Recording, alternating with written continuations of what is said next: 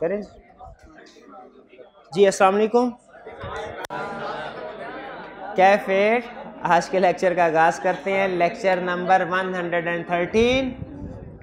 आज के लेक्चर में हम प्रीवियस असाइनमेंट डिस्कस करेंगे, case studies chapter review engagement की और क्वालिटी कंट्रोल वाले चैप्टर्स की, और फिर उसके बाद आईटी के कुछ कंसेप्ट डिस्कस करेंगे आईटी कंट्रोल्स के हवाले से। होम असाइनमेंट नोट कर लीजिए आज की, तो आपके ये रिटर्न भी करनी है, आपने रिटर्न लिखा हुआ ये वाली कि चेक होगी, बिल्कुल होगी, चेक क्यों नहीं होगी। हाँ जी, ये वॉल्यूम 2 के क्वेश्चंस हैं, ये आपने कुछ सफ़ेद होते हैं लहदा रजिस्टर कहीं कोई सफ़ेद ले लें क्या। असाइनमेंट आपने करके आनी है कल। जो रजिस्टर आपने असाइनमेंट वाले सबमिट करवाए हैं कल सुबह आपको मिल जाएंगे। कोई और रजिस्टर होगा ना कि दुनिया से ही उठ गए रजिस्टर सारे, कोई ना कोई होगा। चलिए तो अभी चलते हैं केस स्टडी की तरफ। सबसे पहले रिक्वायरमेंट कब पढ़ के बताइए किस चैप्टर का क्वेश्चन है। कैसे पता चला? Quality issues. तो इसमें हमने क्वालिटी इश्यूज आइडेंटिफाई करने हैं। क्या उनको एड्रेस करने के लिए जो प्रोसीजर कोर्स ऑफ एक्शन वो भी पूछ रहा है? नहीं पूछ रहा, वो नहीं बताने, सिर्फ इश्यूज बताने हैं। ठीक है, ये ना हो कि प्लानिंग में मेरे से गलती हो गई, मैंने एक रिस्क आइडेंटिफाई नहीं किया और आप सोल्यूशन में उस रिस्क को भी आइडेंटिफाई कर लें और फिर उसको एड्रेस करने के लिए प्रोसीजर भी लिख दे। ऐसे नहीं करना। You are the audit manager of GHI company या लिस्टेड कंपनी, है कोई इशू? ये क्वालिटी इशू नहीं, आपको मैनेजर बना दिया। ये क्वालिटी इशू नहीं लग रहा आपको? अच्छा, the finance director has, finance director किसे कहते हैं? Has not completed the tax computation for the year ended 31 December 2021. Instead, he has asked the audit assistant who has recently passed his CA examination to calculate the company's tax payable for the year on the premise that the audit assistant was more up to date with changes in Finance Act. एक ही ये पहला question जिंदगी में देखा मैंने, एक sentence में पूरा क्वेश्चन निपटा दिया उसने। नहीं, दूसरा सेंटेंस, द फाइनेंस डायरेक्टर से दूसरा सेंटेंस शुरू हो रहा है। इतना बड़ा सेंटेंस मैंने और किसी क्वेश्चन। बहरहाल एक इश्यू तो इसमें क्लाइंट के पॉइंट ऑफ व्यू से अराइज हो रहा है कि क्लाइंट का फाइनेंस डायरेक्टर कंपिटेंट नहीं है, उसे टैक्स की कैलकुलेशन नहीं आती, उसे पता नहीं किसने सीएफओ बना दिया। लेकिन बहरहाल चूंकि हम क्वालिटी सिस्टम कमेंट करना ऑडिट फर्म के, क्लाइंट के क्वालिटी कंट्रोल सिस्टम पे कमेंट नहीं करना, इसलिए उसको माफ कर देते हैं। आगे चलते हैं, और क्या इशू है इसमें। पहला, उसने हमारे ऑडिट असिस्टेंट से कंप्यूटेशन कैलकुलेट करने के लिए कहा। ठीक है, ऑडिट असिस्टेंट टू कैलकुलेट। इसमें ऑडिट, अच्छा क्या उसने बताया कि ऑडिट असिस्टेंट ने कैलकुलेशन कर भी दी है कि नहीं की? ये नहीं बताया। तो क्या इफ करके कर, अगर इसने टैक्स कैलकुलेशन कर दी ऑडिट असिस्टेंट ने, तो इसमें तो सेल्फ रिव्यू थ्रेट राइज होता है। ठीक है, इसको टीम का हिस्सा नहीं होना चाहिए। अच्छा, असल में पहली चीज तो ये कि याद रखिएगा, जो इंडिविजुअल टीम मेंबर्स होते हैं इनको प्रैक्टिस में अलहदा से कोई असाइनमेंट, क्लाइंट की असाइनमेंट करने की इजाजत नहीं होती। इसको बड़ा नेगेटिव समझा जाता है कि फर्म के बिहाफ पे आप किसी जगह पे जाएं और फिर पर्सनली क्लाइंट जो है उसको सर्विसेज प्रोवाइड करे, बिलिंग रिसीव करे। ये गलत प्रैक्टिस है। तो पहला इशू तो ये कि इस इंडिविजुअल टीम मेंबर को ही ये सर्विस और एक्सेप्ट नहीं करनी चाहिए थी। ये एथिक्स के अगेंस्ट है कि वो फर्म को बताए बगैर ट्रेनिंग के दौरान में कोई सर्विसेज प्रोवाइड करे क्लाइंट को। दूसरा, अब अगर उसने ये सर्विस प्रोवाइड कर दी है तो उसको उस टीम का हिस्सा नहीं रहना, क्योंकि इसमें सेल्फ रिव्यू थ्रेट राइज होगा। क्लियर हो गया। तीसरा, क्लाइंट, सीए फर्म को भी चाहिए, सीए फर्म के क्लाइंट को अवेयर करे कि हमारे जो इंडिविजुअल टीम मेंबर्स होते हैं इनकी कंपिटेंस की हमारी जिम्मेदारी नहीं है। अगर आप इनसे कोई सर्विसेज हासिल करते हैं तो ये हमारी जिम्मेदारी नहीं होंगे, क्योंकि इंडिविजुअल्स का वो कंपिटेंस लेवल नहीं है जो कि सीए फर्म के पार्टनर्स का होता है। क्लियर। और इसमें एक कमेंट और भी हम ये कर सकते हैं कि ये इश्यूज जो आइडेंटिफाई किए हमने क्वालिटी कंट्रोल इश्यूज, ये इंडिकेट करते हैं कि फर्म का क्वालिटी सिस्टम ठीक नहीं है, ये अच्छे तरीके से कम्युनिकेट नहीं हुआ टीम मेंबर्स को। तो इसकी कम्युनिकेशन या implementation with in the firm इसको इंश्योर करना चाहिए। ये कुछ 2-3 हमने क्वालिटी इश्यूज आइडेंटिफाई किए। कौन कौन से इश्यूज थे? पहला, हमारे टीम मेंबर ने क्लाइंट को नॉन इंश्योरेंस सर्विसेज प्रोवाइड की फर्म को बताए बगैर। दूसरा, जिस टीम मेंबर ने नॉन इंश्योरेंस सर्विसेज प्रोवाइड की वो हमारी टीम का हिस्सा है, ठीक है। और तीसरा, फर्म को ऑडिट क्लाइंट को नॉन इंश्योरेंस सर्विसेज प्रोवाइड की जा रही हैं ऐसे पर्सन की तरफ से जो प्रोबेबली कॉम्पिटेंट नहीं है सर्विसेज प्रोवाइड करने के लिए। और फिर फोर्थ हमारा पता है आपको जनरल पॉइंट मैंने आपको बताया था कि जब कभी क्वालिटी इश्यूज है इसका मतलब है जो मॉनिटरिंग या implementation of the quality system है विद इन द फर्म वो ठीक नहीं। क्लियर? Next question 4। क्वेश्चन 4 में क्या कह रहा है जी? लंबा question. You have been assigned as audit manager on requirement पढ़ लेते हैं। Comment on the quality of the planning and performance of the audit of the company, discussing the quality controls and other professional issues raised। कह रहे इसमें quality control के issues या किसी दूसरे स्टैंडर्ड के इश्यूज अगर सामने आते हैं वो आप उनको रेज कीजिए, आइडेंटिफाई कीजिए। इसका मतलब है किस चैप्टर का क्वेश्चन है? क्वालिटी। कैसे पता चला? क्वालिटी से You have been engaged, you have been assigned as audit manager on S Limited, a listed company. The audit manager who was previously assigned is on privilege leave due to personal reason। कह रहा है personal reasons की वजह से वो privilege leave के ऊपर है। यानी कुछ लीव्स ऐसी होती है जो एनुअली हर एम्प्लॉय को दी जाती है। तो जो मैनेजर है उसके पास कोई लीव्स का बैलेंस होगा, उसने कहा 10, 12, 15 दिन मेरे पास हैं, मैं साल खत्म होने से पहले लीव्स ले लूँ ताकि लीव्स ज़ाया ना हो जाए। अब मुझे ये बताइए वो मैनेजर 15 दिन की लीव पे चला गया फॉर एग्जांपल, आपके ख्याल में टीम को कोई फर्क पड़ेगा कि नहीं पड़ेगा? पड़ेगा। अच्छा, the draft financial statement for the year show profit before tax for the year for rupees 200.2 million and total asset rupees 650.5 million. अच्छा, इससे पहले मैं यहीं पे डिस्कस कर लेते हैं इस इशू को। क्या इंगेजमेंट के दौरान में मैनेजर छुट्टियों पे नहीं जा सकता? जा सकता है। इवन बहुत से ट्रेनी स्टूडेंट्स भी इंगेजमेंट के दौरान छुट्टियों पे जाते हैं जो एग्जाम की प्रिपरेशन के लिए होती हैं।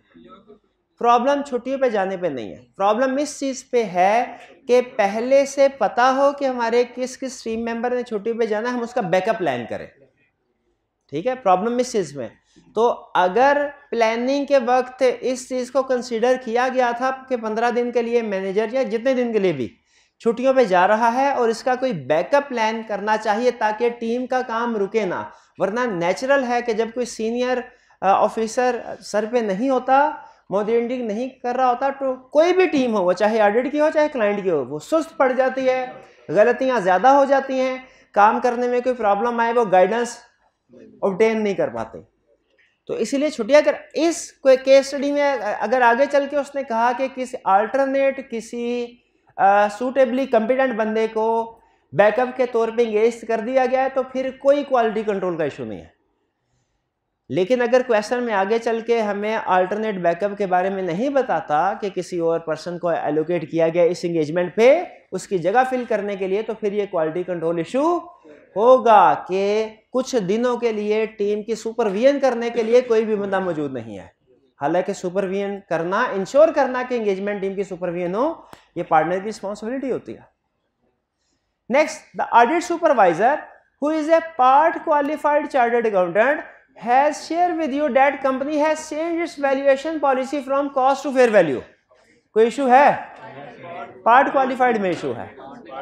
लिस्टेड कंपनी है, इसका सुपरवाइजर पार्ट क्वालिफाइड नहीं होना चाहिए। ठीक है, इसमें वो असाइनमेंट ऑफ टीम का इशू आ गया। दो इशू सामने आ गए हमारे, एक लीव वाला जिसका कोई बैकअप नहीं है और दूसरा एक कंपिटेंस वाला। फिर उसने कहा चेंज किया है, तो ठीक है चेंज किया कॉस्ट से फेयर वैल्यू पे, ये हमारे लिए एक सिग्निफिकेंट मैटर है क्या? बिल्कुल, इसकी डॉक्यूमेंटेशन भी होनी चाहिए, इसके ऊपर क्वालिटी कंट्रोल रिव्यूअर से डिस्कशन भी होनी चाहिए, और इसको हम की ऑडिट डायरेक्टर्स को भी कम्युनिकेट करना चाहिए, और उसको की ऑडिट मैटर में भी इंक्लूड करना चाहिए। करते हैं? आगे देखते हैं उसने क्या किया। उसने कहा this was not identified at planning as a high risk area. इसे कोई हाई रिस्क एरिया नहीं समझा गया था। बताइए समझा जाना चाहिए था कि नहीं? क्यों रिवैल्यूएशन एक सिग्निफिकेंट मैटर होता है। क्या इसमें सिग्निफिकेंट रिस्क होता है? बिल्कुल। तो इसका मतलब प्लानिंग भी ठीक तरीके से नहीं की गई। तीसरा इशू इस क्वेश्चन में क्या आया कि प्लानिंग सही नहीं हुई। एक ऐसा इशू जिसको हाई रिस्क कंसीडर करना चाहिए था, सिग्निफिकेंट रिस्क कंसीडर करना चाहिए था, उसे हाई रिस्क कंसीडर नहीं किया गया। आगे क्या कहते हैं? The valuation of performed by an external firm of valuers. इसमें कोई इशू है नहीं, ये तो बल्कि अच्छी बात है। अगर क्लाइंट ने एक्सटर्नल वैल्यूअर्स को अपॉइंट किया है तो इसका मतलब प्रोबेबली ये ऑब्जेक्टिव होंगे। अगर सिर्फ हमें इतना पता चल जाए एक्सटर्नल वैल्यूअर है तो मेरा ख्याल है ऑब्जेक्टिविटी को चेक करने की जरूरत नहीं होती। नहीं, अगर एक्सटर्नल वैल्यूअर है फिर भी जरूरत है। इंटरनल वैल्यूअर हो ना, इंटरनल, तो फिर जरूरत नहीं है। फिर उसके इंटरनल वैल्यूअर हो तो उसकी ऑब्जेक्टिविटी को चेक करने की जरूरत नहीं है, क्योंकि पहले दिन ही पता चल गया ये इंडिपेंडेंट नहीं है। इसको तो रिलाई नहीं करना, पहले दिन ही पता चल गया। हाँ, एक्सटर्नल वैल्यूअर जो है वो मे बी और मे नॉट बी इंडिपेंडेंट, तो उसकी ऑब्जेक्टिविटी को वैल्यूएट करने की जरूरत है। क्या सिर्फ ऑब्जेक्टिविटी को वैल्यूएट करेंगे? कॉम्पिटेंस को भी? क्या सिर्फ कॉम्पिटेंस और ऑब्जेक्टिविटी को चेक करेंगे? एडिक्वेसी ऑफ वर्क को भी वैल्यूएट करना है। देखते हैं उन्होंने क्या किया है। मेरा ख्याल है सारे काम किए होंगे उन्होंने, किए होते तो केस में थोड़ी उनका जिक्र आता। The audit manager and the team has not heard of their name before. उन्होंने इसका नाम ही कभी नहीं सुना। Audit supervisor said that on their website it has been mentioned that they have some very well-known companies as their clients. Supervisor भी उसने website पे सिर्फ देख लिया, उसने कहा मैं देख लूँ क्या है? वेबसाइट के ऊपर उसने के उनके पास कुछ बहुत अच्छे क्लाइंट्स हैं सर, बड़ी अच्छी फर्म लग रही है। क्या इनके पास वेबसाइट के ऊपर क्या कोई कंट्रोल होता है कि क्या इंफॉर्मेशन लिखी जा रही है, क्या नहीं लिखी जा रही? कोई कंट्रोल नहीं है। ठीक है, नॉर्मली आपको मैं बता दूं, नॉर्मली वेबसाइट डेवलपर्स होते हैं वो कुछ ऐसे थीम यूज करते हैं जो पहले से बने बनाए स्टैंडर्डाइज होते हैं। उसमें कुछ टेम्पलेट्स होते हैं, उसमें बिला वजह के कोई ऐसे नाम, कोई पर्सन्स, उनकी तरफ से स्टेटमेंट्स, रिकमेंडेशंस होती हैं जो कि कहीं भी एग्जिस्ट नहीं कर रहे होते। बहरहाल वो कह रहा है sir very well known companies है, this information has not been substantiated from any other source. अच्छा, इस इंफॉर्मेशन का भी किसी और सोर्स से पता नहीं चला। इसका मतलब क्या है? एक्सपर्ट, अभी आपको ये सारे 2-3 सेंटेंस में क्या बताया कि जिस एक्सपर्ट ने इनकी वैल्यूएशन की है उसका कुछ पता नहीं है, वो कहां से आया, किधर गया, वो कुछ नहीं, उसका नाम भी नहीं किसी ने सुना में। तो अच्छा, इसके आगे क्वेश्चन साइलेंट है, क्वेश्चन साइलेंट है, तो इसका मतलब है बाकी की सारी चीजें उन्होंने ठीक कर दी होंगी। उस एक्सपर्ट को ढूंढ लिया होगा, उसकी कॉम्पिटेंस भी वैल्यूएट की होगी, ऑब्जेक्टिविटी भी वैल्यूएट की होगी, एडिक्वेसी। भाई क्वेश्चन साइलेंट है तो सारे ये अज्यूम ना करें।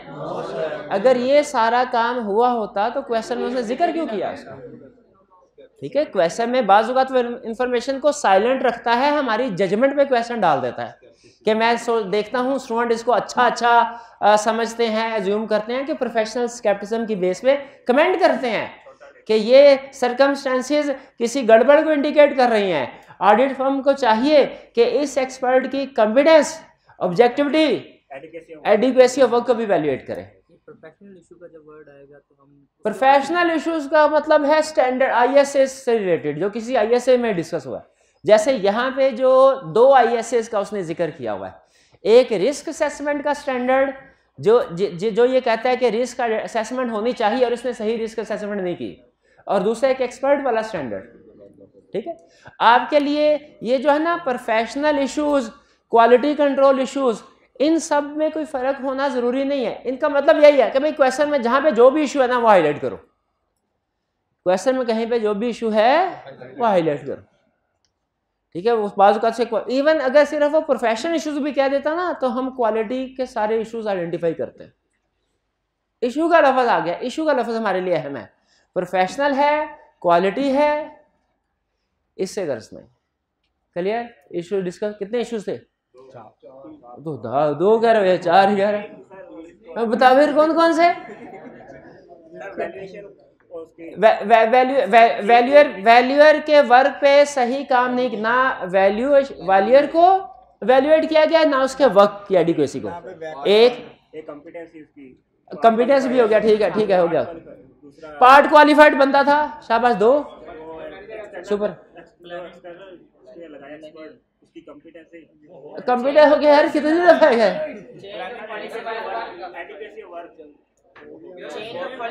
भाई एक्सपर्ट से रिलेटेड जितने भी मसले थे हमने सारे इकट्ठे कर दिए। हमने एक ही लाइन में ये भी लिख दिया कि एक्सपर्ट की कॉम्पिटेंस को वैल्यूएट नहीं किया।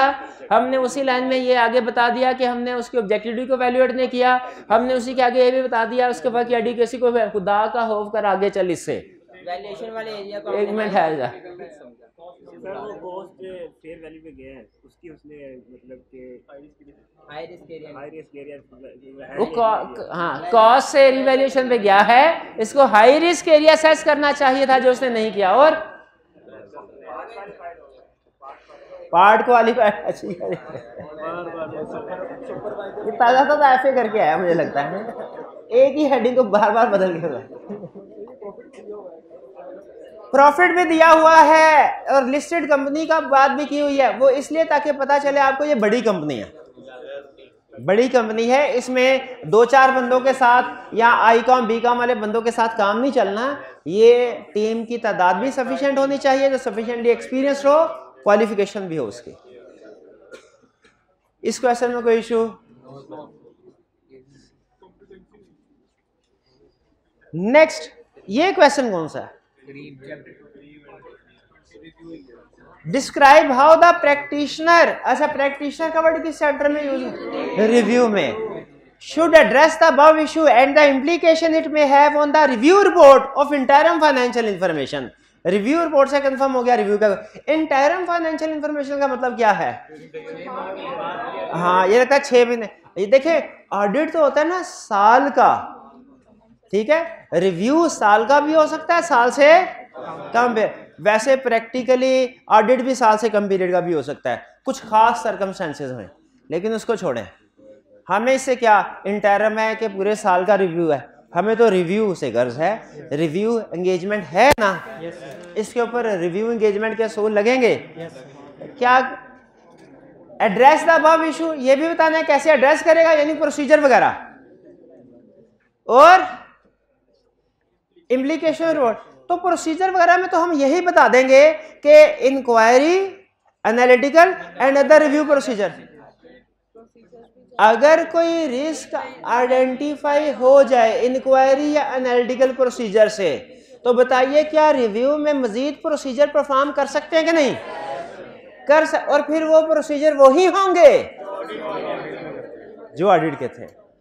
Karim and Company Chartered Accountants are engaged in the review of interim financial information of Babar Textile Mills Limited for the half year ended June 30, 2008। कोई काम की इंफॉर्मेशन नहीं है रूटीन की। The increase in oil and energy prices and currently inflationary trend prevailing in the country has resulted in substantial losses and the company's outlook is negative। ये तो लगता है ताज़ा तक आजकल का ही क्वेश्चन बना है। ऑयल प्राइसेस भी बढ़ रही हैं, एनर्जी प्राइसेस भी बढ़ रही हैं, इन्फ्लेशन भी बढ़ रही है। अच्छा और क्या कह रहे हैं? More over in view of recessionary pressure being faced by the US and many of the European union economies, some of the large customers in those countries have not renewed their orders and many other are expected to follow। बड़े बड़े customers भी हमारे हाथ से निकल गए। ये है किस्सा। अच्छा 2008 में भी इसी तरह की सिचुएशंस आई थी जिस तरह की ये कोरोना की, और कोरोना के बाद से पूरी दुनिया में इकोनॉमी सिचुएशन आ रही है। अब तो खैर काफ़ी सिचुएशन बेहतर हो गई है। 2008 में क्रेडिट क्राइसिस, क्रेडिट क्रंच आया था, इसलिए उसमें भी तकरीबन सिमिलर आपको लग रहा होगा शायद आजकल के हालात की बात कर रहा है। बारह आगे चलते हैं। Consequently The company has decided to lay off 40% of its workforce gradually over the next few months. 40% employees को जवाब दे देना है. The company's management acknowledges the severity of this situation but is reluctant to provide specific details in the interim financial information. अच्छा, ये सारी discussion हमें किस subsequent event की तरफ लेके, risk assessment, going concern, question में कौन सी इंफॉर्मेशन है जिससे वो इवेंट्स या कंडीशन बताइए जो गोइंग, सब्सटेंशियल लॉसेस, हाँ सब्सटेंशियल लॉसेस, ठीक है, नेगेटिव आउटलुक, ठीक है, इकोनॉमी की सिचुएशन पुअर है, क्या हुआ लार्ज कस्टमर्स को, क्या हुआ, गए, वो तो गए, ले ऑफ वर्कफोर्स, ये भी एक इंडिकेशन थी उसने. चले, इस पे हम सारे एग्री करते हैं कि कम से कम एक कंडीशन क्वेश्चन में जरूर मौजूद है जो गोइंग कंसर्न को इंडिकेट कर रही है.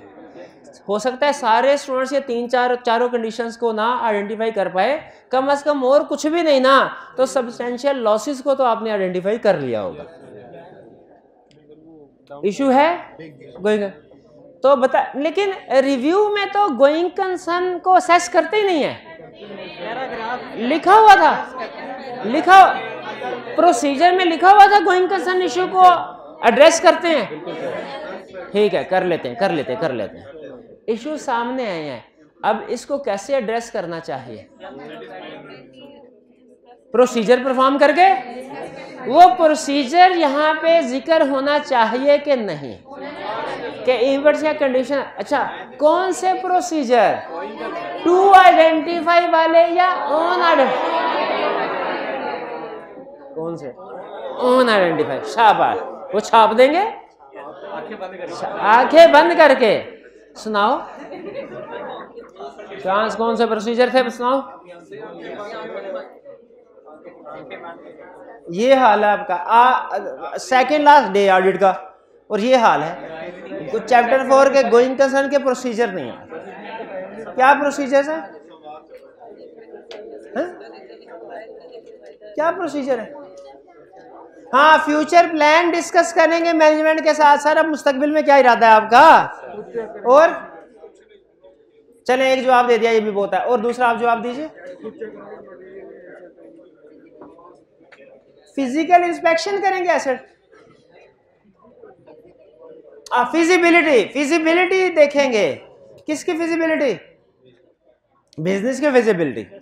उनसे कहेंगे कैश फ्लो फॉरकास्ट बनाइए, कैश फ्लो फॉरकास्ट के अजम्पशंस को एस्टिमेट. और एक और कोई चीज लिखत पढ़त में लेते थे, क्या था वो, written representation let about future, क्योंकि जो फ्यूचर कोर्स ऑफ एक्शन या फ्यूचर प्लान होते हैं उनके ऊपर रिटन रिप्रेजेंटेशन लेते हैं. तो ये प्रोसीजर लिखेंगे टू ऑन आइडेंटिफाई वाले, इम्प्लीकेशन ऑन रिपोर्ट. अच्छा, मैनेजमेंट कह रही है सर हम जनरल बातें कर लेते हैं कि जैसा कि आपको पता है मुल्क के हालात ख़राब है, सारी दुनिया की ख़राब है, इसीलिए हमारी कंपनी के भी थोड़े बहुत हालात जो है वो ऊंच नीच हो गई है. बेफिक्र रहे सारे स्टेक होल्डर्स, आंदा अच्छा वक्त आने वाला है. ऐसे घुमा फिरा के जनरल के वो इवेंट्स या कंडीशन बताने डिस्कस करने चाहिए स्पेसिफिक. क्या वो स्पेसिफिक इवेंट या कंडीशन डिस्कस करने चाहिए जिनकी वजह से गोइंग कंसर्न इशू है. क्या स्पेसिफिकली फाइनेंशियल स्टेटमेंट्स में ये लाइन आनी चाहिए कि कंपनी में not be A going concern. इस लाइन पे सबसे ज्यादा झगड़ा होता है. मैनेजमेंट कहती है जो मर्जी लिखवा ले आप हमसे लिख देंगे, ये लाइन ना लिखवाएं कि कंपनी में नॉट बी ए गोइंग, क्योंकि इस लाइन को पढ़ के इन्वेस्टर भाग जाता है. जबकि ऑडिटिंग स्टैंडर्ड हमारे ये कहते हैं कि आपने खास तौर पे इस लाइन को तो जरूर ऐड करवाना है गोइंग कंसर्न पैराग्राफ में कि कंपनी में not be A going concern. अब बताइए, जनरल डिस्क्राइब करने को तैयार है, जनरल फैक्टर राजी हो जाए कि स्पेसिफिक फैक्टर्स इंक्लूड करवाएं. यहाँ पे क्वेश्चन 2 हिस्सों में जाएगा. किन 2 हिस्सों में, अगर स्पेसिफिकली डिस्क्लोज कर दिया तो अनमोडिफाइड ओपिनियन, फिर going concern sorry, unmodified conclusion और उसके साथ गोइंग कंसर्न, मटेरियल अनसर्टेन। नहीं आएगा, नहीं आएगा, नहीं आएगा, नहीं आएगा, नहीं आएगा। कल जब सो रहे थे तो मैंने बताया था नहीं आएगा। आएगा पैरा? मुझे भी लग रहा है कि आएगा, तो आपको भी लगनी चाहिए।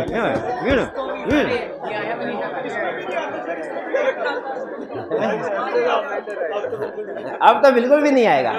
तो फिर कौन सा पैरा आएगा? आया था ऑडिटिंग स्टैंडर्ड डिवाइस हुए हैं, रिव्यू स्टैंडर्ड डिवाइस नहीं हुए। इसमें एमसीक्यू मैटर पैराग्राफ ही आएगा। अच्छा, और बठी और अगर स्पेसिफिकली डिस्कस नहीं करते,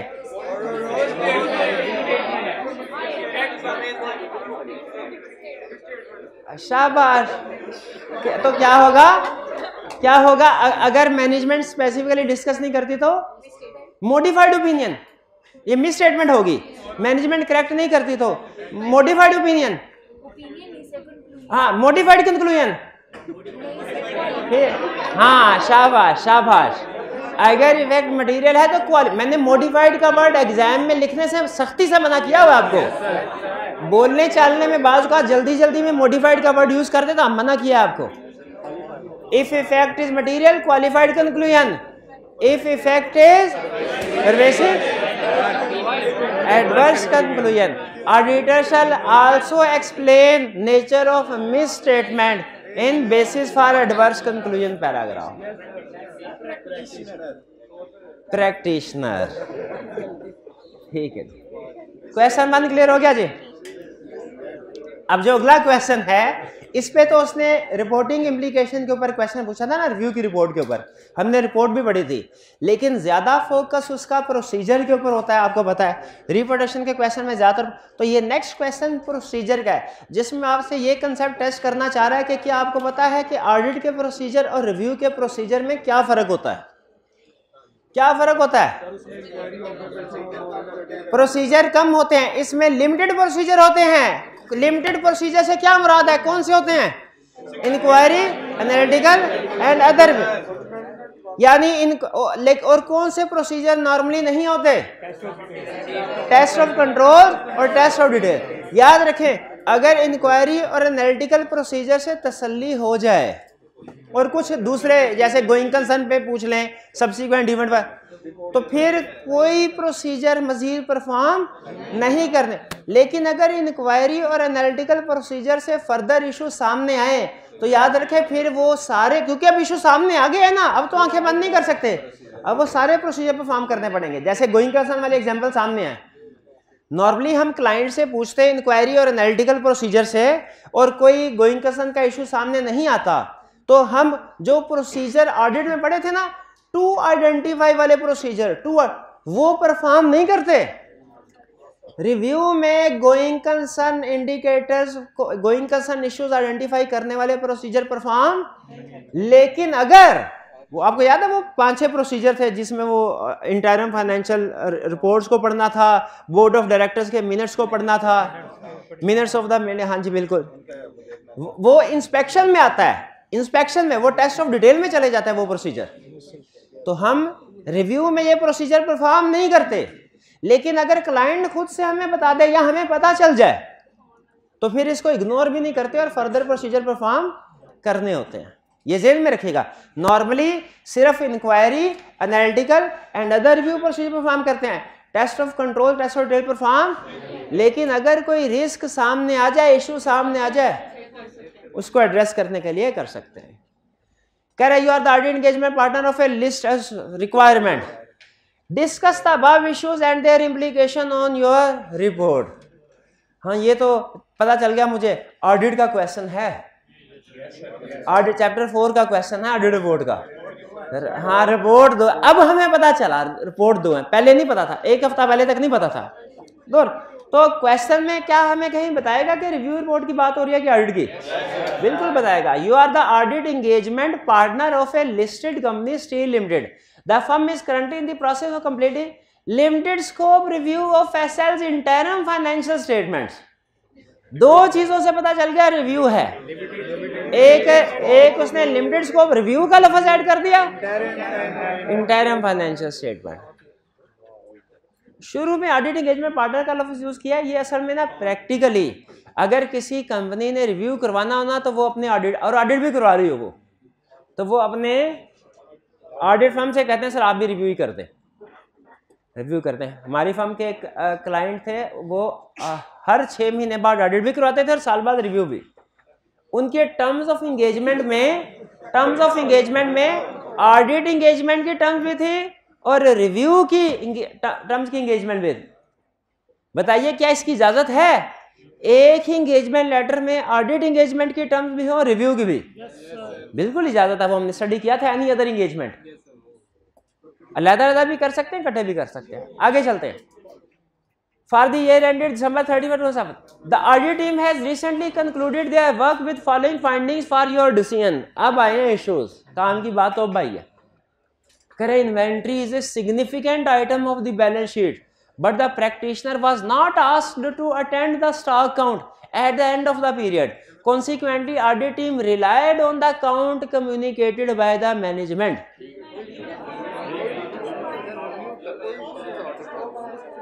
स्टॉक काउंट करना टेस्ट ऑफ डिटेल प्रोसीजर है, इंक्वायरी या एनालिटिकल प्रोसीजर में तो शामिल नहीं है ना, ये रिक्वायर्ड नहीं है। लेकिन उसने बाकी के प्रोसीजर का भी जिक्र नहीं किया।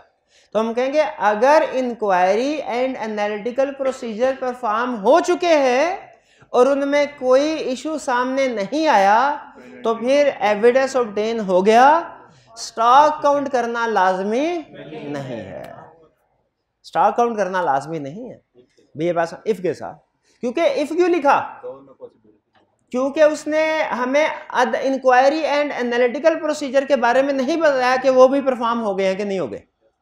उसने सिर्फ एक चीज को डिस्कस किया। हाँ, मैं भी यही कह रहा हूं, अगर इंक्वायरी और एनालिटिकल प्रोसीजर परफॉर्म हो गए हैं और उनमें कोई मसला गड़बड़ सामने नहीं आया तो ठीक है, स्टॉक काउंट करने की जरूरत नहीं है। लेकिन अगर इसी इफ के साथ, लेकिन अगर इसी क्वेश्चन में वो ये कहता कि आपने आगे फर्दर आपने पिछले साल के साथ कंपेयर किया और आपको पता चला कि इस साल 30% स्टॉक का बैलेंस ज्यादा है और कुछ ऐसी लोकेशन पे भी स्टॉक शो हो रहा है जिस पे पिछले साल स्टॉक मौजूद नहीं था। अब बताइए उस सूरत में क्या हमें, उस सूरत में भी यही कहना चाहिए भाई सिर्फ इंक्वायरी और एनालिटिकल प्रोसीजर? भाई एनालिटिकल प्रोसीजर का मतलब ही यही होता है कोई रिस्क है तो आइडेंटिफाई हो जाए। अगर कोई रिस्क आइडेंटिफाई हो रहा है तो फिर तो जाहिर है लाजमी आगे कुछ ना कुछ करना है। ठीक है, वो तो अगर एनालिटिकल प्रोसीजर से कोई रिस्क सामने ना आए फिर रिव्यू में बात खत्म करते हैं, लेकिन ऑडिट में तो फिर भी फर्दर सब्सटेंटिव प्रोसीजर भी करते हैं ना। ऑडिट में याद रखिए सब्सटेंटिव प्रोसीजर में हमारी 2 एग्जांपल थी, याद है? एनालिटिकल प्रोसीजर और टेस्ट ऑफ डिटेल्स। नॉर्मली हर एरिया में दोनों प्रोसीजर होते हैं ऑडिट में, लेकिन रिव्यू में सिर्फ analytical procedure, test of detail normally. हाँ, अगर एनालिटिकल प्रोसीजर से मसले मसाइल सामने आ रहे हों फिर टेस्ट ऑफ, ये मेन कंसेप्ट है ऑडिट और रिव्यू का प्रोसीजर्स के point of view. Second, a setup of the company in Lahore having carrying value of rupees 235 million has been sold to an associated undertaking for rupees 240 million. किस लफ्ज़ से पता चला? associate शाबाश। The minutes of the board of directors showed that the transaction was carried out at an arm's length price. Transaction इसका मतलब है कोई फ्रॉडुलेंट ट्रांजैक्शन का इशू नहीं है। उसने क्वेश्चन में हमें बता दिया कि आर्म लेंथ बेसिस पे हुई। No explanatory note has been given in the financial statement. यानी रिस्क ऑफ फ्रॉड का मसला नहीं है, मिस स्टेटमेंट का मसला है। तो इस सिचुएशन में क्या हमें रिव्यू में रिलेटेड पार्टीज को कंसीडर करना चाहिए? उससे रिलेटेड डिस्क्लोजर को इंश्योर करना चाहिए? बिल्कुल करना चाहिए। तो हम मैनेजमेंट से रिक्वेस्ट करेंगे कि इसको इंक्लूड करें फाइनेंशियल स्टेटमेंट्स में, और अगर मैनेजमेंट इसे इंक्लूड नहीं करती, मिस स्टेटमेंट, क्वालिफाइड या adverse conclusion, plus explain nature of misstatement in basis for qualified और एडवर्स कंक्लूजन। क्लियर जी। आखिरी question, as a percentage of total debts the provision for bad debts are in accordance with the previous history of the company. फिर से पढ़ लें, information क्या दे रहा है, कह रहा है as a percentage of total debts of the provision for bad debt are in accordance with previous history of the company. यानी पास्ट में जो provision for bad debts debtor के कितने % होते थे, इस साल भी ये एनालिटिकल प्रोसीजर परफॉर्म हुआ कि नहीं हुआ? हो गया। इससे कोई रिस्क सामने आया? क्यों सामने नहीं आया? क्योंकि वो इसके मुताबिक ही है। However, due to time constraints, the practice of using age analysis of data has not been used this time. Time कम था इसलिए एज एनालिसिस क्यों नॉट रिक्वायर्ड है? क्योंकि हमारा इंक्वायरी एनालिटिकल प्रोसीजर से कोई रिस्क सामने नहीं आया और एनालिटिकल प्रोसीजर परफॉर्म कर दें हमने, ये रिक्वायर्ड नहीं था, इसमें कोई स्कोप लिमिटेशन नहीं। अच्छा, आज मैंने पूछ लिया सर से कोई आपकी क्लास नहीं है तो अभी 15 मिनट बैठ जाए। क्लास 15 मिनट लेट शुरू, ऐसे ना किया, और 2:30 बजे शुरू हुई थी, ऐसे ना किया।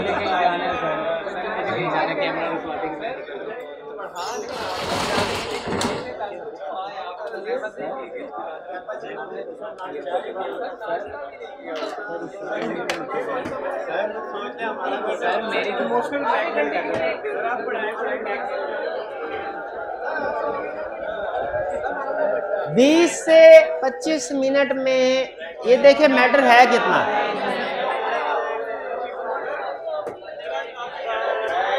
अच्छा नहीं, क्या मेरे लिए क्या होगा? मैं आधे घंटे की 20 मिनट का लेक्चर है और आधे घंटे की ब्रेक दे दूं?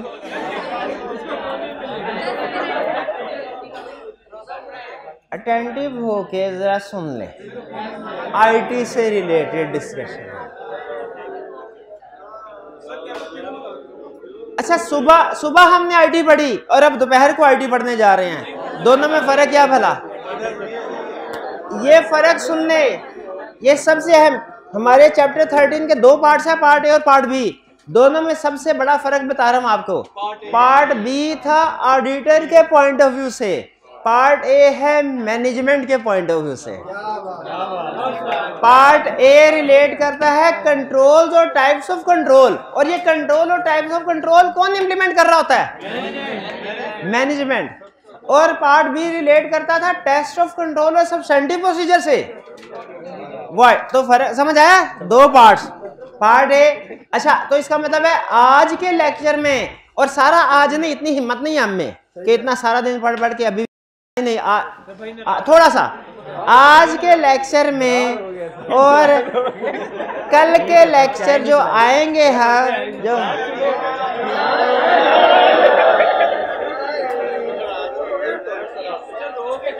दिल तोड़ के जा रहे हैं आप हमें, ऐसे छोड़ के जा रहे हैं आप हमें, फिर भी नहीं रुका। मुतमिन है आधी कोशिश कर देगी, मैंने नहीं बात।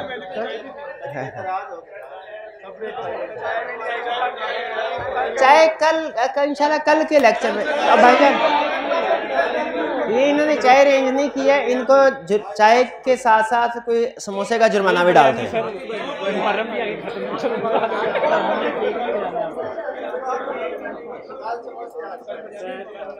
अभी आते आते भी फिर आपको 1 घंटा बैठना पड़ेगा। फिर बैठ चैप्टर 13 कंट्रोल को डिस्कस करता है। 2 पार्ट्स हैं, पार्ट ए और पार्ट बी। पार्ट ए किससे रिलेट करता है? पार्ट बी किससे? ऑडिटर से। भाई दोनों आईटी सिस्टम यूज करते हैं ना, दोनों। अच्छा, अगर मैनेजमेंट आईटी सिस्टम यूज करेगी तो उसे कुछ कंट्रोल्स बिल्ड करने चाहिए अपने आईटी सिस्टम में। किसी भी आईटी सिस्टम में याद रखें 3 तरह के कंट्रोल्स होते हैं और वो आपने पढ़े हुए हैं। कौन से? Preventive, detective, corrective. Preventive control कौन से होते हैं? एरर को अकर होने से रोकते हैं। डिटेक्टिव कंट्रोल कौन से है? जो एरर अकर हो जाए उसे आइडेंटिफाई करते हैं। करेक्टिव जो आइडेंटिफाई हो जाए उनको ठीक करना हो। ठीक है, अच्छा सुनिए, मुझे बताइए, अब मुझे बताइए सारी एग्जांपल आईटी की, ये कंसेप्ट आईटी पे भी अप्लाई होता है, मैनुअल कंट्रोल्स पे भी। मैनुअल कंट्रोल भी 3 तरह के होते हैं। एग्जांपल सिर्फ आईटी की शेयर करें या कुछ इक्का दुक्का मैनुअल भी, ताकि कंसेप्ट पक्का हो जाए। मैनुअल की, अच्छा बताइए, ऑथोराइज, हर एक्सपेंस से पहले उसकी ऑथोराइजेशन होती है, कौन सा कंट्रोल है? प्रिवेंटिव। रिकंसिलिएशन बनाई जाती है ताकि बैंक, बैकअप पॉलिसी इंप्लीमेंट की गई है ताकि कभी फाइल्स करप्ट हो तो रिस्टोर हो सके। बैकअप प्रिवेंटिव है कि करेक्टिव है?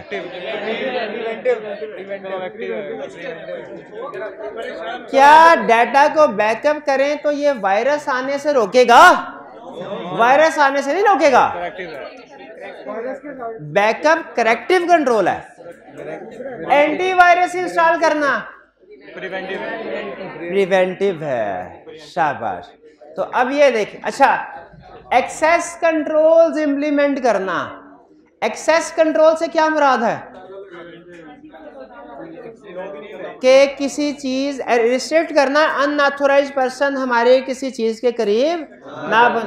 ये एक्सेस कंट्रोल्स 2 तरह के होते हैं, अब फिजिकल और लॉजिकल। शाबाश। फिजिकल एक्सेस कंट्रोल्स क्या करते हैं? फिजिकली हमारे एसेट्स के करीब किसी को आने से रोकते हैं, जैसे वो डोर लॉक वगैरह। और लॉजिकल एक्सेस कंट्रोल्स क्या होते हैं? हमारे डाटा सॉफ्टवेयर पे एक्सेस नहीं देते, जैसे पासवर्ड वगैरह। तो ये जितने भी एक्सेस कंट्रोल है, चूंकि ये अनऑथोराइज पर्सन को आने से रोकेंगे, ये कौन से हैं? प्रिवेंटिव। सीसीटीवी कैमरा लगा हुआ, सीसीटीवी कैमरा चोर को आने से नहीं रोकेगा, लेकिन जब चोरी हो जाएगी डिटेक्टिव। और चोर के खिलाफ एफआईआर दर्ज करवाना करेक्टिव, ताकि जब वो पकड़ा जाए तो सामान की रिकवरी हो।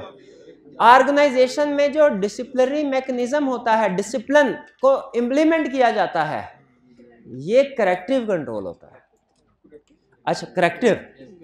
अच्छा मुझे ये बताइए, ये भाईजान ने अपना मोबाइल जो है अपनी जेब में संभाल के रखा, किसी को नहीं दिखा रहे, कौन सा कंट्रोल है? प्रिवेंटिव। प्रिवेंटिव है, फिजिकल एक्सेस। और फिर पासवर्ड भी लगाया हुआ है, ये भी प्रिवेंटिव है। दोनों में फर्क क्या है? पहले वाला फिजिकल एक्सेस कंट्रोल था, ये लॉजिकल एक्सेस कंट्रोल है। अच्छा आगे चलते हैं। अगर एसेट्स की इंश्योरेंस करवाई हो, करेक्टिव, ताकि अगर जल जाए तो बाद में।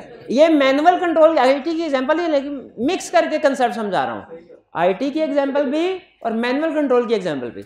अब एक दफा कंसेप्ट समझ आ गया, मैं सिर्फ ये शेयर करना चाह रहा हूं कि किताब की सारी एग्जांपल्स में आप पढ़ के डिसीजन कर सकते हैं कि प्रिवेंटिव, डिटेक्टिव, करेक्टिव क्या है। डिसीजन कर लिया, कंसेप्ट खत्म है। एक्सेस कंट्रोल्स कौन से हैं? प्रिवेंटिव। फिर इसके बाद ऑथराइजेशन, प्रिवेंटिव। फिर इसके बाद एक्सेप्शन रिपोर्ट्स,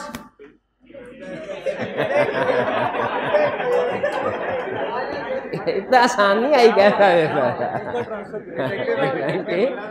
एक्सेप्शन रिपोर्ट्स क्या होती हैं? वो कोई ना कोई वायलेशन ऑफ कंट्रोल्स को इंडिकेट कर रही होती है। जैसे हमने वो अभी सुबह की एग्जांपल में पढ़ा था, टेस्ट डाटा में, पेरोल में। हाँ जी बिल्कुल। सेग्रीगेशन ऑफ ड्यूटीज, ताकि एक ट्रांजैक्शन में एक से ज्यादा लोग इन्वॉल्व होंगे ना, अगर कोई एक गलती करेगा भी तो वो फाइनल रिकॉर्ड होने से पहले कोई दूसरा बंदा आइडेंटिफाई कर लेगा। सेग्रीगेशन ऑफ ड्यूटीज, ये रिकॉर्ड करने से पहले आइडेंटिफिकेशन हो जाती है, सेग्रीगेशन, इसीलिए प्रिवेंटिव है। Exception report, reconciliation, review of logs. Logs पता है क्या होते हैं? लॉग रिकॉर्ड, इवेंट्स या ट्रांजैक्शन का रिकॉर्ड, ये लॉग। ये सर ना पुराने ज़माने में एक टर्म निकली है, जब वो आज कुछ सैकड़ों साल पहले समंदर में बहरी जहाज़ जाते ना, तो समंदर में कौन से उधर कोई बोर्ड लगे होते हैं कि ये इधर को जाएंगे तो ये बरकत मार्केट आ जाएगी, इधर जाएंगे मॉडल डाउन आए। तो क्या करते थे वो कैप्टन जो होते थे वो लॉग मेंटेन करते थे कि इतनी देर इस स्पीड पे ट्रैवलिंग करे तो ये जजीरा आता है, इस जजीरे से दाएं को मुड़ना, इस तरीके से उन्होंने अब बुक मेंटेन करते थे, कहते थे लॉग बुक, जिसमें वो पूरे सफ़र के सारे हालातों वाक़यात का जिक्र करते थे, हैं कि समंदर में ये इस जगह पे ये बला घूम रही है, इसके गिर्द कोई ना है, लॉग बुक। यही कंसेप्ट एग्जैक्टली अभी भी यूज़ होता है कि आपने किसी भी चीज़ को प्रोटेक्ट करना हो ना, तो उससे रिलेटेड जितनी भी एक्टिविटीज़ हैं उनका लॉग मेंटेन करें। आप ICAP जाते हैं सेमिनार वगैरह के लिए, किसी पर्पज़ के लिए, आपका नाम वो रजिस्टर पे लिखता है, लाइब्रेरी तो जाते होंगे, कोई बंदा नाम रजिस्टर पे लिख, वो लॉग बुक है, उसे टेक्निकली लॉग बुक कहते हैं, जिसमें सिर्फ एक एक्टिविटी का रिकॉर्ड रखा जा रहा है। किस एक्टिविटी का, कौन कौन आया। लेकिन अगर हम IT सिस्टम की बात करें ना, IT सिस्टम में जो लॉग मेंटेन किया जाता है उसे सिस्टम लॉग कहते हैं। उसे क्या कहते हैं, सिस्टम लॉग का मतलब history, record of event transaction. कौन सी इवेंट जो सिस्टम से रिलेटेड होंगे, वो सिस्टम लॉग से मुराद सिस्टम में जो भी एक्टिविटी, जैसे किसने इसको एक्सेस किया, किसने पासवर्ड एंटर किया, गलत एंटर पासवर्ड किया, उसका भी रिकॉर्ड मेंटेन हो रहा होता है, किसने कब एक्सेस किया, कौन सी फाइल ओपन की, कौन सी फाइल में चेंज किया, कौन कौन सी वेबसाइट को विजिट किया, ICAP की वेबसाइट पे कितनी देर विजिट किया, फेसबुक यूट्यूब पे कितना विजिट किया, ये सारे रिकॉर्ड मेंटेन एक्टिविटीज मेंटेन हो रही होती है। ये तो आपको पता ही होगा, ये है सिस्टम लॉग। इंटरनेट स्पीड इसका भी लॉग मेंटेन हो रहा होता है। तो ये सारी एक्टिविटीज का, तो ये सिस्टम लॉग समझ आ गया क्या है। अच्छा, अगर सिस्टम लॉग समझ आ गया तो बताइए, सिस्टम लॉग इंश्योर करता है ऑडिट ट्रेल कंप्लीट हो। अब ये ऑडिट ट्रेल क्या भला है, ऑडिट ट्रेल है, हाँ, एबिलिटी आपको, ऑडिट ट्रेल आपको इस काबिल बनाता है कि आप किसी भी ट्रांजैक्शन को स्टार्ट से लेके एंड तक या एंड से लेके स्टार्ट तक आप उसको ट्रेस कर सकें, वॉक थ्रू कर सकें। और मुझे खुद बताइए, ये ऑडिट ट्रेल अगर सिस्टम लॉग मेंटेन ना हो रहा हो और रिकॉर्ड ही किसी चीज का ना बन रहा हो, क्या ऑडिट ट्रेल पॉसिबल है, नहीं पॉसिबल। तो ऑडिट ट्रेल समझ आ गया क्या, ability of users to trace transaction. System log समझ आ गया, इन दोनों का कनेक्शन क्या है, सिस्टम लॉग की वजह से ऑडिट ट्रेल पॉसिबल होता है। लेकिन ऑडिट ट्रेल इलेक्ट्रॉनिक भी हो सकता है, पेपर बेस्ड भी हो, जैसे गुड डिस्पैच। अगर मैं आपसे कहूं ऑडिट ट्रेल बनाए सेल के ट्रांजैक्शन का, ऑडिट ट्रेल क्या होगा, आप कहेंगे सर सेल इनवाइस GL में जो रिकॉर्ड हुई है, फिर उससे पीछे GDN से पीछे सेल्स ऑर्डर से पीछे रिक्विजिशन कस्टमर की, ये सारा ऑडिट ट्रेल है। अब कंप्यूटर इजाद होने से पहले भी ऑडिट ट्रेल होता था, ये पेपर बेस्ड होता था। कंप्यूटर इजाद होने के बाद कुछ ऑर्गेनाइजेशंस ऐसी हैं जो सिर्फ और सिर्फ ये सारी डॉक्यूमेंट प्रिपेयर करती हैं, लेकिन सिर्फ इलेक्ट्रॉनिकली, पेपर बेस्ड नहीं। तो याद रखिए, ऑडिट ट्रेल इलेक्ट्रॉनिक भी हो सकता है, पेपर बेस्ड भी हो सकता है। अपने आर्टिकल्स में सिर्फ एक क्लाइंट हमारा ऐसा था, लिस्टेड क्लाइंट, उधर मैं गया, उस वक्त 2007-8 की बात है, उस वक्त इतना IT जाहिर है इस्तेमाल नहीं करनी आती थी। तो क्लाइंट से मैं कहूँ सर ज़रा गुड डिस्पैच नोट तो दिखाएं, वो कहते हैं सर आप करीब आके बैठ गए, ये 2-3 सर ये देखे गुड डिस्पैच नोट। मैंने कहा ये कैसा गुड डिस्पैच नोट है, इसको प्रिंट तो निकाले। कहता सर पेपरलेस एनवायरनमेंट है, प्रिंट नहीं, ऐसे ही चेक कर लें। अब मैंने कहा इधर वो साइन ठपा शपा वो किधर है। कहता सर ये देखिए ऊपर लिखा हुआ है लॉगिन, तो ये जिसका लॉगिन हुआ है ये उसकी तरफ से अप्रूव्ड है। आपने अक्सर देखा होगा बाज़ बार मेडिकल रिपोर्ट्स होती हैं, उसके ऊपर लिखा हुआ this is computer generated report and does not require any authentication authorisation signature. तो जो ऑर्गेनाइजेशन पेपरलेस इन्वायरमेंट में काम करते हैं, ऑडिट ट्रेल इलेक्ट्रॉनिक मेंटेन करती हैं, वो आपको डॉक्यूमेंट्स तो सारे चेक करवाएंगी, लेकिन प्रिंटेड फॉर्म में नहीं किस फॉर्म? हाँ इलेक्ट्रॉनिक फॉर्म में, ये थी चीजें सर। अच्छा ये तो एक टाइप है प्रिवेंटिव डिटेक्टिव करेक्टिव। अब एक पुराना कंसेप्ट, आपको मैंने कभी कोई इस तरह की बात बताई है, where there is a risk there should be control? तो आपको ये कंसेप्ट तो नहीं समझाया होगा कि रिस्क दो तरह के होते हैं, मतलब डिफरेंट टाइप्स हैं क्लासिफिकेशन की। एक क्लासिफिकेशन की टाइप है risk at financial statements level, risk at assertion level. ये समझाया हुआ मैंने? समझाया है? समझाया है? तो बताइए फिर क्या है risk at financial statement level? मुकर जाए सवाल से बचने के लिए। जो स्टेटमेंट में रिस्क होता है वो risk at financial statement level है।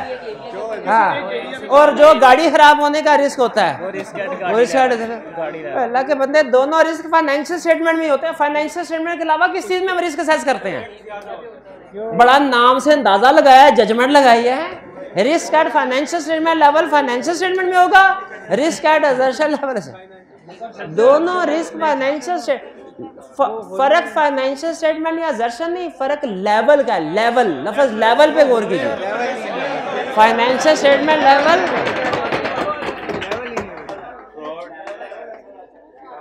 असर्शन। अच्छा मुझे बताइए, जिस तरह रिस्क दो लेवल पे, एक वो रिस्क जो बहुत से एरियाज को, बहुत सी असर्शन को इफेक्ट करता है, रिस्क एट फाइनेंशियल, और एक वो रिस्क जो स्पेसिफिक असर्शन, रिस्क एट। उसी तरह कंट्रोल भी दो लेवल पे नहीं होने चाहिए। एक वो कंट्रोल जो स्पेसिफिक एप्लीकेशन, अच्छा आईटी की जबान में ना एप्लीकेशन एरिया को कहते हैं।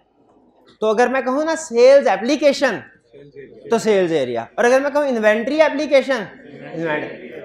तो वो कंट्रोल जो बहुत सी एप्लीकेशंस को इफेक्ट करते हैं वो है जनरल कंट्रोल, और वो कंट्रोल जो स्पेसिफिक एप्लीकेशन को इफेक्ट करते हैं वो है एप्लीकेशन कंट्रोल। जैसे वो application control specific application sales को, परचेज को, इन्वेंट्री को इफेक्ट करेंगे, बाकी एप्लीकेशन से उनका ताल्लुक नहीं है।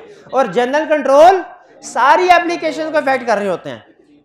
आपकी विंडो में कोई प्रॉब्लम आ जाए, चलते चलते क्रैश कर जाए, बताइए क्या सिर्फ एक जगह पे प्रॉब्लम है कि सारे सिस्टम में प्रॉब्लम? ये आपके जनरल कंट्रोल वीक है। और अगर वर्ड जो है वो क्रैश कर जाए तो वो एप्लीकेशन, क्योंकि सिर्फ वर्ड में प्रॉब्लम है, बाकी की सारी एप्लीकेशन सही चल रही हैं। तो अगर हमने गौर से सुनिएगा, इसी एग्जाम्पल के जरिए से मैं अगला लर्निंग ऑब्जेक्टिव भी आधा डिस्कस करने जा रहा हूं। अगर सेल सिस्टम में हमने रेंज टेस्ट बिल्ड किया, रेंज टेस्ट समझते हैं क्या होता है? क्या हाँ, पेरोल में, पेरोल एप्लीकेशन में रेंज टेस्ट अप्लाई किया ताकि अगर जो डाटा है वो स्पेसिफाइड रेंज से कम या ज्यादा हो तो आइडेंटिफाई हो जाए। ये एप्लीकेशन कंट्रोल है कि जनरल कंट्रोल? Application control. और अगर ऑर्गेनाइजेशन में रूल है कि कोई भी बंदा सिस्टम को एक्सेस नहीं कर सकता जब तक अपना यूजर नेम पासवर्ड ना डाल दे, जनरल कंट्रोल। शाबाश। अगर इन्वेंट्री के अंदर कंट्रोल है कि मिनिमम मैक्सिमम लेवल के एक ही लेवल रखते हैं कि मिनिमम लेवल से नीचे जैसे ही इन्वेंट्री का बैलेंस जाए एक्सेप्शन रिपोर्ट जनरेट हो जाए, ये एप्लीकेशन कंट्रोल। अच्छा जरा अब आपके साइंस का इम्तिहान, नहीं आप साइंसदान नहीं है? हाँ, केस स्टडी सॉल्व करते करते फिर मुझे क्यों लगता है कि आप साइंसदान हैं? जब आप केस स्टडी सॉल्व कर रहे होते हैं, जब आपके सॉल्यूशन लिख रहे होते हैं, तो उसको पता नहीं क्यों मुझे लगता है कि बड़े साइंस आर्टिस्ट। अच्छा चलें, मैं दो कंट्रोल बता रहा हूं, दोनों एप्लीकेशन कंट्रोल्स हैं लेकिन दोनों में फर्क है। बताना क्या? पेरोल एप्लीकेशन में कंट्रोल लगाया मिनिमम से कम और मैक्सिमम से ज्यादा नहीं होनी चाहिए, एक दोनों एंड पे कंट्रोल लगाया। और इन्वेंट्री पे कंट्रोल लगाया कि मिनिमम बैलेंस से कम नहीं होनी चाहिए इन्वेंट्री। बताइए क्या फर्क? हाँ, इसमें एक कंट्रोल है, इसमें दो। इसमें एक लिमिट में कंट्रोल लगाया, इसमें दो। जिसपे दोनों लिमिट्स अपर लोअर दोनों लिमिट, उसे कहते हैं रेंज टेस्ट। और जिसमें सिर्फ एक लिमिट पे कंट्रोल लगाया जाए, लिमिट है। अब मैं एग्जांपल देने लगा, आपने बताना है ये रेंज टेस्ट है कि लिमिट टेस्ट है। एग्जांपल सुनिए, हमने सेल्स एप्लीकेशन में ये कंट्रोल लगाया कि ऑर्डर एक्सेप्ट किया जाए जिस भी कस्टमर का, उसका आउटस्टैंडिंग बैलेंस क्रेडिट लिमिट से बढ़ना नहीं चाहिए। लिमिट टेस्ट, ये मैक्सिमम लिमिट पे कंट्रोल, बिल्कुल। तो ये एप्लीकेशन कंट्रोल है कि जनरल? एप्लीकेशन कंट्रोल, स्पेसिफिक एप्लीकेशन से रिलेट कर रहा है। शाबाश, ठीक है। ये देखें, general control relate to many application, support effective functioning of application control, वही बात कर रहा है ना जो मैंने बताई है। और एप्लीकेशन कंट्रोल वही कर रहा है, फिर से सुन लें, general control relates to many और all application, specific application control relates to individual transactions. General control support effective functioning of application control. अच्छा, उसने एक बड़ी एग्जाम में 3 नंबर के साथ अजीब बात पूछ ली। पहले पूछा करता था रिस्क और मटेरियलिटी का क्या रिलेशनशिप है, हम उसे बता देते थे। फिर पूछा करता था इंटरनल कंट्रोल सब्सटेंटिव पूछो कि क्या रिलेशनशिप है, हम बता दिया करते थे। अब क्या पूछा, जनरल कंट्रोल और एप्लीकेशन कंट्रोल का क्या रिलेशनशिप है। जब किसी ऑर्गेनाइजेशन में जाएंगे पहले कौन से कंट्रोल्स, अच्छा अगर जनरल कंट्रोल, असल बात अब आने वाली है, अगर जनरल कंट्रोल स्ट्रांग है तो एप्लीकेशन कंट्रोल्स को टेस्ट करना चाहिए कि नहीं, दोनों को चेक करना चाहिए, ठीक है। और अगर जनरल कंट्रोल वीक है, कहता है आप एप्लीकेशन कंट्रोल्स पे अपना टाइम जाया करने की कोशिश ना, क्यों, अगर जनरल कंट्रोल ही वीक है एप्लीकेशन कंट्रोल्स ऑटोमेटिकली वीक हो गए, है ना। भाई खुद बताइए, अगर उस्ताद ने अच्छा पढ़ाया है तो फिर बच्चों से टेस्ट लेना चाहिए। अगर उस्ताद है कि भाई हो सकता है किसी ने अच्छी तैयारी की हो, किसी ने ना अच्छी तैयारी की हो सकता है ना। और अगर उस्ताद ने ही फारग पढ़ाया है, केस स्टडी,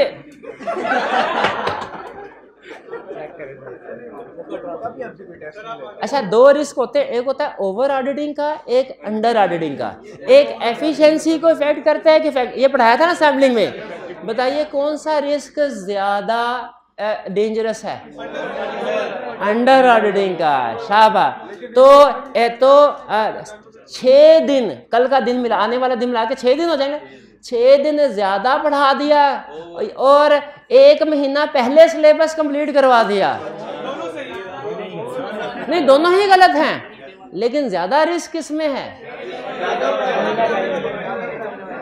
तो जल्दी काम कर लेना, ऑडिटर के पॉइंट ऑफ व्यू से सोचिए, जल्दी काम कर लेना हमेशा एफिशिएंसी को इंडिकेट नहीं करता। हाँ जी, इसमें वो केस स्टडी नहीं की थी, उसने कहा पिछले साल की निस्बत इस साल तबाही फिरी थी कंपनी में, कंपनी के लोग छोड़ के चले गए थे, डॉक्यूमेंट्स का रिकॉर्ड बड़े डिस्टर्बिंग हालत में था। और सीनियर आके कहने लगा सर देखे मेरी एफिशिएंसी मैंने पिछले साल से आधे वक्त में कंप्लीट कर लिया ऑडिट, याद है केस स्टडी। तो क्या रिस्क था, क्या रिस्क था, उसने भी ऑडिट कर लिया।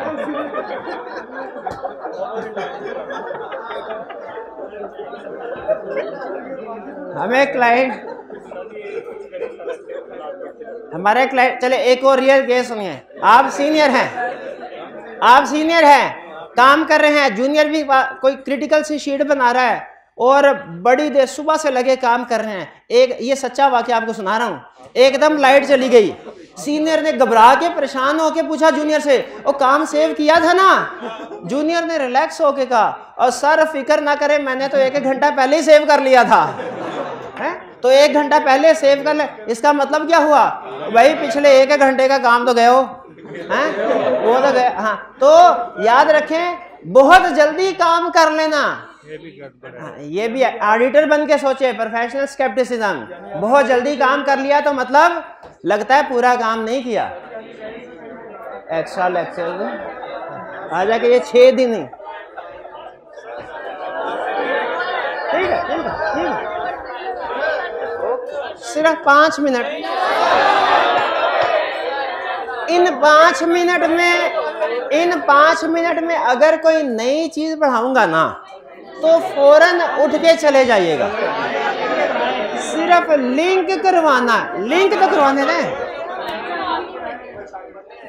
कोई भी सिस्टम एप्लीकेशन चलती है उसमें डिफरेंट स्टेजेस होती हैं, इनपुट, प्रोसेसिंग, आउटपुट। तो देखें एप्लीकेशन कंट्रोल्स की कैटेगरीज में इनपुट कंट्रोल्स होने चाहिए जो इंश्योर करें कि इनपुट ठीक हो रहा है। क्या प्रोसेसिंग कंट्रोल्स होने चाहिए जो इंश्योर करे सारी की सारी ट्रांजैक्शन प्रोसेस हुई है और सही प्रोसेस हुई है। प्रोसेसिंग कंट्रोल क्या इंश्योर करें, सारी की सारी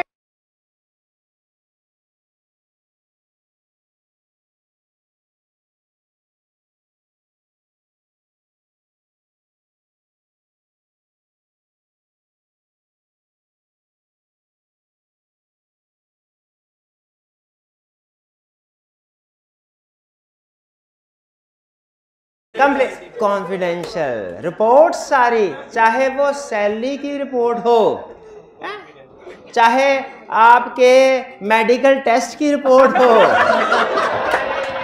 कॉन्फिडेंशियल होनी चाहिए। सिर्फ ऑथोराइज्ड पर्सन के पास जाए, अनऑथोराइज्ड पर्सन के पास नहीं जाए। Master file and standing data. अच्छा, जो भी कोई एप्लीकेशन होती है ना, एप्लीकेशन चाहे सेल्स की हो, उसमें दो तरह का डाटा होता है। एक वो जिसे ट्रांजैक्शनल डाटा कहते हैं, एक वो जिसे मास्टर डाटा कहते हैं। ट्रांजैक्शनल डाटा वो होता है जो डे टू डे हर ट्रांजैक्शन के साथ चेंज होता है, जैसे इन्वेंट्री का बैलेंस। लेकिन कुछ डाटा ऐसा होता है जो ट्रांजैक्शन के साथ चेंज नहीं होता, जैसे रेट लिस्ट। तो हर ट्रांजैक्शन में जो हमारी आउटपुट रिपोर्ट है, जो ट्रांजैक्शन, वो तो कॉन्फिडेंशियल वगैरह होनी चाहिए। जो master file and standing data है, ऐसा data day to day basis पे चेंज नहीं होता। जैसे सेल्स एप्लीकेशन में इसकी एग्जांपल क्या है, रेट लिस्ट। पेरोल एप्लीकेशन में इसकी मिसाल क्या है मास्टर फाइल स्टैंडिंग डाटा की, अमाउंट, सैलरीज। ठीक है, तो ऐसा डाटा जो है वो एक्यूरेट होना चाहिए और कंप्लीट होना चाहिए। जी बिल्कुल। तो इसका मतलब है हमारे कंट्रोल की डिफरेंट टाइप्स। एक टाइप है प्रिवेंटिव, डिटेक्टिव, करेक्टिव, वो समझ आ गई। फिर दूसरी टाइप है जनरल कंट्रोल, एप्लीकेशन कंट्रोल, वो समझ आ गए। फिर एप्लीकेशन कंट्रोल आगे चलते हैं, input, processing, output, master file, standing data. इनमें फर्क समझ आ गया। इनपुट कंट्रोल किस मकसद के लिए होते हैं, जिस सिस्टम में डाटा जो इनपुट हो रहा है वो ठीक हो। प्रोसेसिंग कंट्रोल्स क्या इंश्योर करते हैं, जो ट्रांजैक्शन प्रोसेस हो रही है वो ठीक, करेक्टली और कंप्लीटली हो। आउटपुट कंट्रोल क्या इंश्योर करते हैं, जो रिपोर्ट जनरेट हो रही है कॉन्फिडेंशियल रहे, ऑथोराइज्ड पर्सन तक जाएं। और मास्टर फाइल स्टैंडिंग डाटा क्या इंश्योर करता है कि डाटा जो हमारा मास्टर डाटा है, जो डे टू डे ट्रांजैक्शन से चेंज नहीं होता, वो एक्यूरेट, कंप्लीट रहे। अब आखिरी चीज जो हमने पहले पढ़ ली है, इनपुट कंट्रोल्स की एग्जांपल। आपने ये तो सवाल पूछा ही नहीं, sir please explain with the help of example. Input controls क्या होते हैं, explain with the help of example. अच्छा एक मिनट हारे, अब आपकी जजमेंट इसमें एक मिनट हारे, मैं अपनी ईमानदारी से जो कभी नहीं करवाया और जो आप अभी समझ भी नहीं सकते वो नहीं करवा रहा। चेक डिजिट ये कल करवा दूंगा, इस पे टाइम ज्यादा लग, बाकी 2 मिनट में निमट जाएंगे अगर अटेंटिव होके जाओ। पहला, लिमिट टेस्ट और रेंज टेस्ट में फर्क क्या है। पेरोल शीट में हमने ये कंट्रोल लगाया कि मिनिमम और मैक्स, मिनिमम से कम ना हो, मैक्सिमम से ज्यादा, या रीजनेबल टेस्ट भी कहते हैं। और लिमिट टेस्ट सिर्फ एक लिमिट, लोअर या अपर लिमिट पे कंट्रोल लगाया। चलिए सीक्वेंस चेक, ये क्या कि आपकी documents pre numbered, sequentially pre numbered हो। हर अगली सेल इनवाइस पिछली सेल इनवाइस का नेक्स्ट नंबर हो, दरमियान में ब्रेक ना हो। अगर सीक्वेंस टेस्ट में आपको पता चला कि दरमियान में कुछ ट्रांजैक्शन में ब्रेक है, इसका मतलब है वो ट्रांजैक्शन मिसिंग है, कंप्लीटली रिकॉर्ड नहीं हुई। एग्जिस्टेंस टेस्ट का मतलब क्या है कि देखा जाए जो डाटा है वो आपके मास्टर डाटा में एग्जिस्ट कर रहा है कि नहीं ट्रांजैक्शन। जैसे एग्जिस्टेंस टेस्ट में क्या करते हैं, हमने परचेज ऑर्डर इशू करना है तो जिस सप्लायर को इशू किया एग्जिस्टेंस टेस्ट चेक करेगा क्या अप्रूव्ड सप्लायर की लिस्ट में इसका डाटा एग्जिस्ट कर रहा है। पेरोल एप्लीकेशन है तो जो पेरोल शीट प्रिपेयर हो रही है उस पे एग्जिस्टेंस टेस्ट लगाया जाएगा। देखो ह्यूमन सोर्स डाटा के रिकॉर्ड में जो फाइल्स हैं इस एम्प्लॉय का डाटा उधर मौजूद है, कहीं फेक तो नहीं है। एग्जिस्टेंस का मतलब देखना मेन डाटा। और बैच टोटल आपको सेल सिस्टम परचेज सिस्टम में करवाया था, क्या था? नंबर ऑफ ट्रांजैक्शन काउंट करना जो एंटर हुई है मैन्युअली काउंट करके मैच करना दोनों बराबर है कि नहीं। और इसमें आपको दो बैच टोटल में दो कंट्रोल बताए थे, एक था नंबर ऑफ ट्रांजैक्शन काउंट करके मैच करना, एक था अमाउंट सम।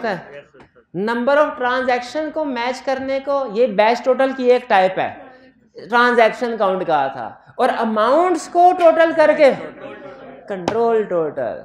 तो control total is a type of batch total in which total of amount is compared, और transaction count is a type of batch total in which. अच्छा कल दूंगा 50 रुपए, अभी नहीं है, अभी वो बैग में जो मुझे फर्क बताएगा कल नहीं 50 मिलेंगे, कल आप फर्क ही बताएं। कंप्लीटनेस चेक और एग्जिस्टेंस चेक में क्या फर्क है?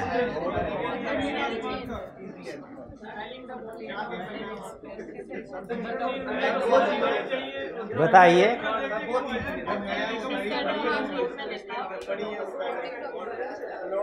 ये किताब दिखाइए, सवाल मैंने सही पूछा। कंप्लीटनेस चेक में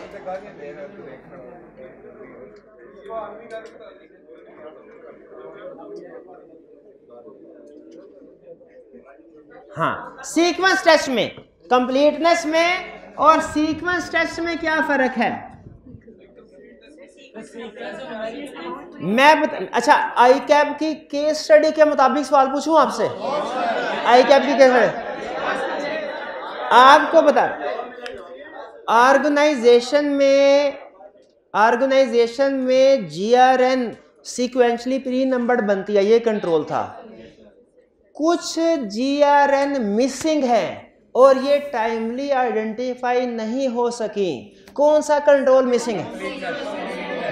sequence check.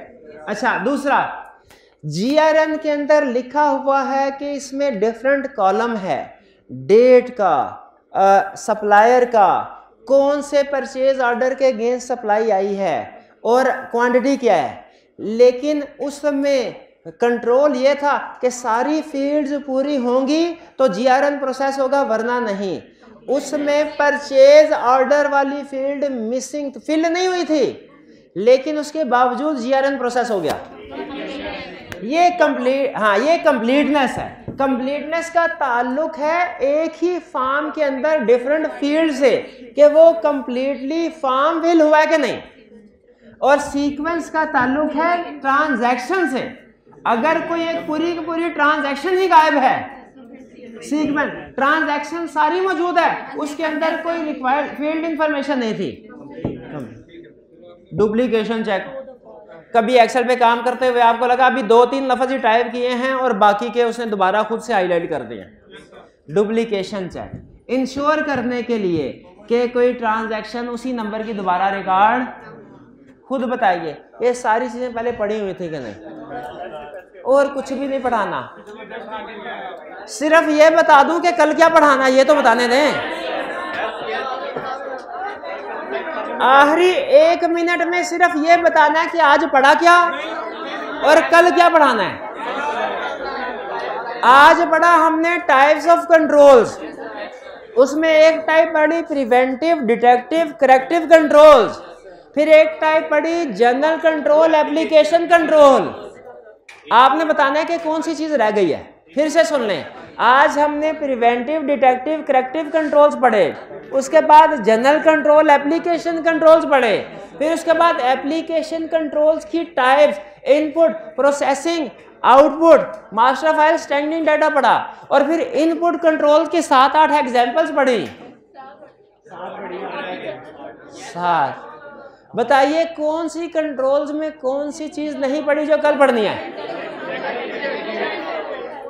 IT general control, शाबाश। एक चीज और नहीं पढ़ी। हाँ जी, चेक डिजिट। ये कल पढ़ेंगे और आपका कल मॉर्निंग का आखिरी लेक्चर खत्म। और दोपहर वाली क्लास में कल क्या पढ़ना है?